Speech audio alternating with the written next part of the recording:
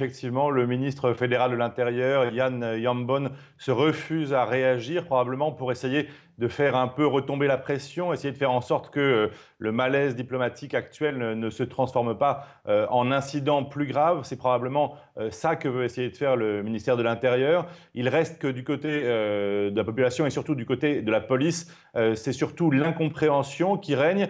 Évidemment, du côté belge, on peut se satisfaire du fait qu'il y ait une réprobation de la part des autorités françaises sur ces méthodes peut-être un peu musclées, en tout cas très inhabituelles, parce que la police belge, même si elle comprend que les policiers français n'aient pas aimé voir arriver des migrants reconduits à la frontière suite à un ordre d'expulsion intimé par la Belgique, on ne comprend pas en revanche du côté des syndicats de policiers qu'il puisse y avoir des méthodes aussi musclées. La durée de cet interrogatoire de 5 heures paraît incompréhensible. Pourquoi des menottes? Pourquoi avoir confisqué les armes et les radios? Ce sont des questions qui se posent. Les syndicats dénoncent d'ailleurs le fait que le ministre de l'Intérieur n'ait pas défendu plus les policiers. De la part de la police fédérale pour la zone de police frontalière, on estime que les relations sont d'habitude beaucoup plus bonnes. Il y a des contrôles mixtes, des dispositifs franco-belges. On ne comprend pas ce qui s'est passé ce soir-là, d'autant plus que cet incident impliquait à la fois la police française et la police belge dès le départ, puisque